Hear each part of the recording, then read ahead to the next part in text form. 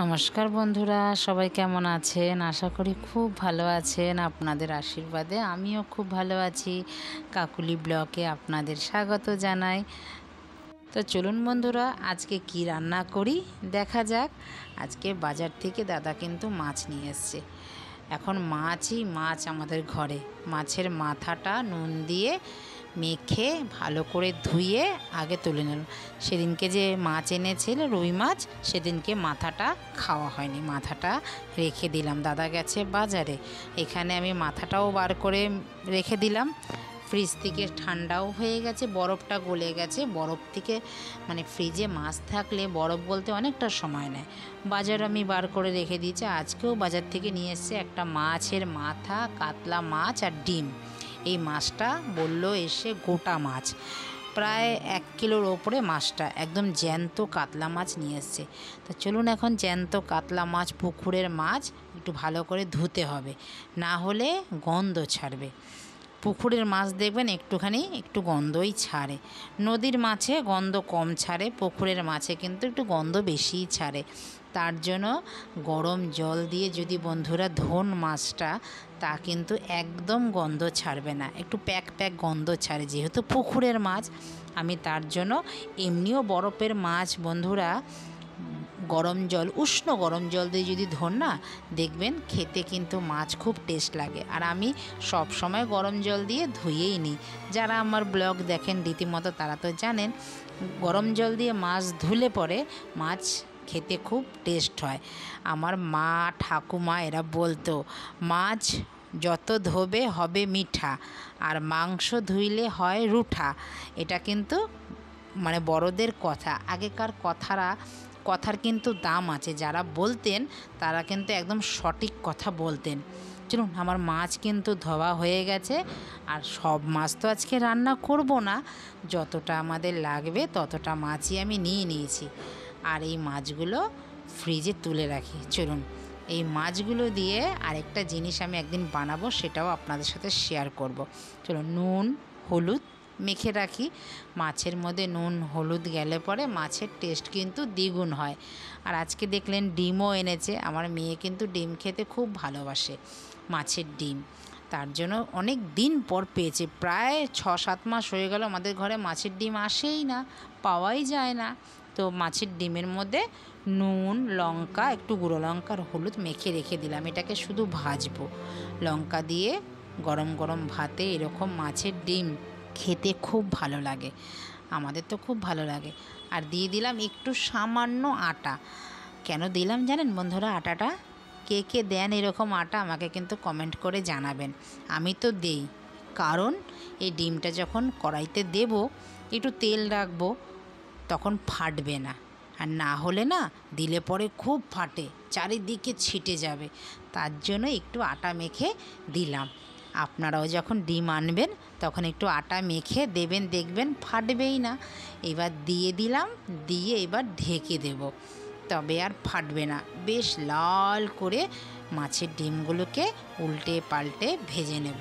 দেখেছেন একদম ফাটেনি কিন্তু। এবার যদি না দিতাম এই একটুখানি আটা, আমার মার থেকেই কিন্তু এটা শেখা। আমার মা বলে না, যেরকম বোয়াল মাছ, আড় মাছ, এই সব মাছ তো প্রচুর ফোটে, তাতে যদি সামান্য একটু আটা বা ময়দা মেখে নেন না, একটু কাঁচা তেল মেখে যদি কড়াইতে দেন, দেখবেন ফাটবে না। ফাটবে তো নিশ্চয়ই, অল্প ফাটবে, সেরমভাবে ফাটবে না। নাহলে বোয়াল মাছ আর আড় মাছ কিন্তু প্রচুর ফোটে, জানেন। চলুন, আমার রান্নাও কিন্তু অনেক আছে আজকে। চলুন পর রান্নাগুলো দেখতে থাকি, আর কি করি রান্না। আজকে অনেক কিছু রান্না করব। হয়ে গেছে ডিম ভাজা। এইবার চলুন মাছের ঝোল রান্না করব, পটলের তরকারি রান্না করব। এইবার তার জন্য মাছের মাথাটা ভালো করে ভেজে নিই। পটল আমি কেটে নিয়েছি।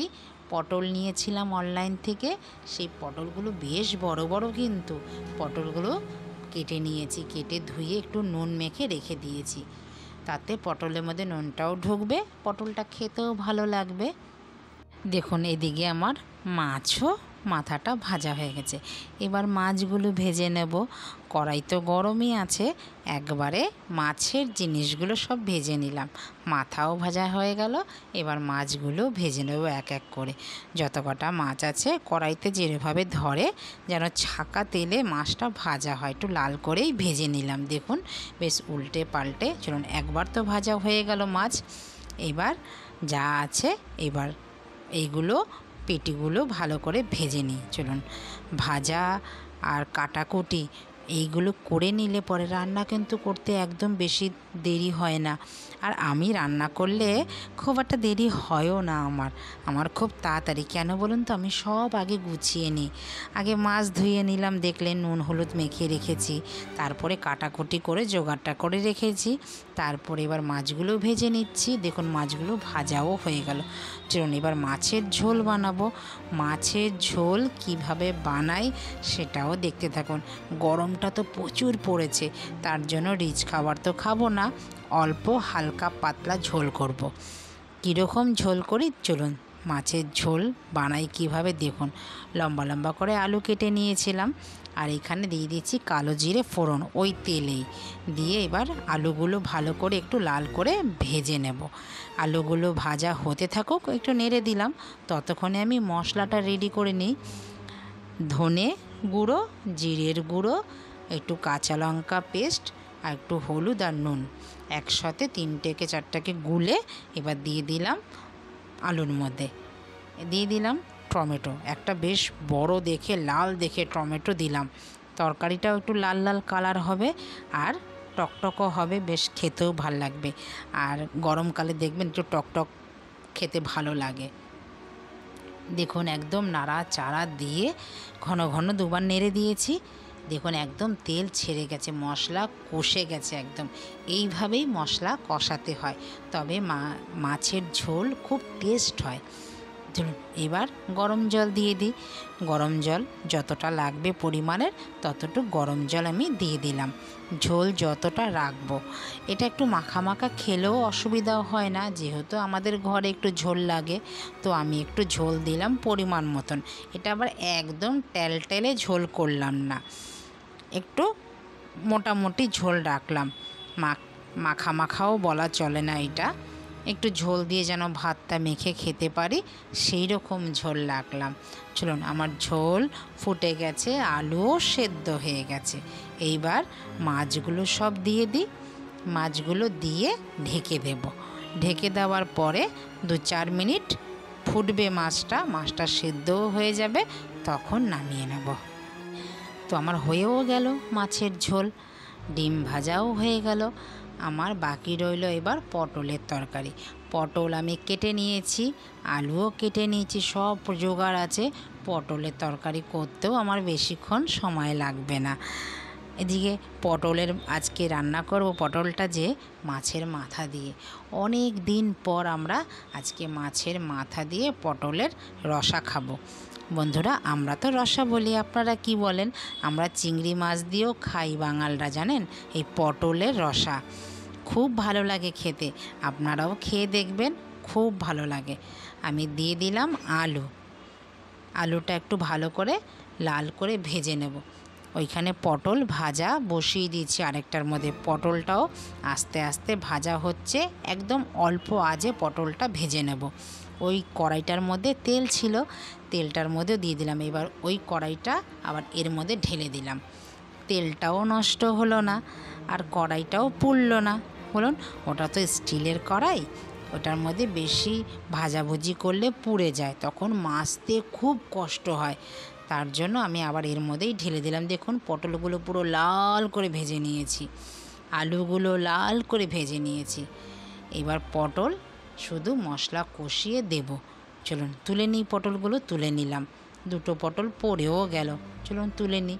পড়েছে তো কী হয়েছে, গ্যাসের মধ্যেই তো পড়েছে। এবার ওই তেলেই দিলাম সাদা জিরে আর তেজপাতা, দিয়ে দিলাম পেঁয়াজ বাটা, দিয়ে একটু ভাজা ভাজা করব। আমি তো পেঁয়াজ, আদা, রসুন, একটু জিরের গুঁড়ো, একটু ধনিয়া গুঁড়ো দিয়ে পটলের রসা করব।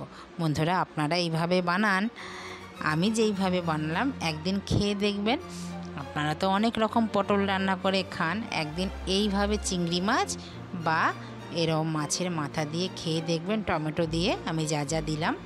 এবার ভালো করে কষাবো, নুন হলুদ স্বাদ মতন দিলাম, পরিমাণ মতন হলুদ দিলাম। এবার খালি নাড়বো যতক্ষণ তেল না ছেড়ে আসে। একটু ঢেকে দিলে আর টমেটোটাও সেদ্ধ হয়ে যাবে, আর তরকারিটা কিন্তু দেখতেও খুব ভালো হবে। টমেটো দিলে পরে লাল লাল হয় তরকারিটা, দেখতেও খুব ভালো লাগে। আমরা গুঁড়ো লঙ্কা খুব কম খাই তো ঢেকে দিলাম। চলুন গরম মশলা একটু গুঁড়ো করে নিই, এটার মধ্যে থেতে নিলেই হয়ে যাবে। হামুল দিস্তার মধ্যেই একটু দুটো দারচিনি দিয়েছি, দুটো এলাচ দিয়েছি, দুটো লবঙ্গ দিয়েছি, দিয়ে ভালো করে একদম থেতে নিলাম। দেখুন আমার গুঁড়ো হয়েও গেছে। চলুন তুলে এবার দিয়ে দেবো। দেখুন একদম ততক্ষণে মশলা একদম কষে তেল ছেড়ে গেছে। এবার দিয়ে একটু ঢাকা দিয়ে দিলাম। ঢাকা দিয়ে মশলার যে গরম মশলার যে গন্ধটা পুরো মশলার মধ্যে মিলেমিশে একাকার হয়ে যাবে। এবার তুলে এবার একটু নাড়া দিয়ে দেবো। নাড়া দিয়ে এবার পটল মাথা সব দিয়ে দেবো, দিয়ে ভালো করে এবার নাড়বো, যেন পটলের মধ্যে আলুর মধ্যে মাথাটার মধ্যে যেন মিলেমিশে মশলাগুলো সব যেন যায়। চলুন একটু মাথাটা আবার একটু ভেঙে দিই, এত বড় বড় মাথা তো গোটা গোটা থাকলে একদম ভালো লাগবে না। একটু ভেঙে দিলে কি হবে, বেশ মিলেমিশে একটু ভালো লাগবে, মাথাটার থেকেও একটু তেল বেরোবে, ভালোই লাগবে। আমরা না এইভাবে পটলের রসা খাই। বন্ধুরা আপনারাও একদিন খেয়ে দেখবেন, খুব ভালো লাগবে। যেমন দেখুন এবার একটুখানি অল্প সামান্য জল দেবো, এটা একদম মাখা মাখা হবে। ফুটলে তারপরে নামিয়ে নেব। তো বন্ধুরা ভিডিওটা কেমন লাগলো? যদি কোথাও ভালো লেগে থাকে একটা লাইক কমেন্ট শেয়ার করে চ্যানেলটিকে সাবস্ক্রাইব করে আমার পাশে থাকবেন। তো দেখা হচ্ছে আবারও নতুন কিছু নিয়ে, নতুন কিছু রান্না, নতুন কিছু গল্প নিয়ে আসব। ততক্ষণে বন্ধুরা সবাই ভালো থাকবেন, সুস্থ থাকবেন। আর ভিডিওটা কেমন লাগলো যদি কোথাও ভালো লেগে থাকে একটা লাইক কমেন্ট শেয়ার করে আমার পাশে থাকবেন। তো দেখা হচ্ছে শিগগিরই নতুন একটি ব্লগে। ততক্ষণে সবাই ভালো থাকবেন, সুস্থ থাকবেন। নমস্কার, টাটা।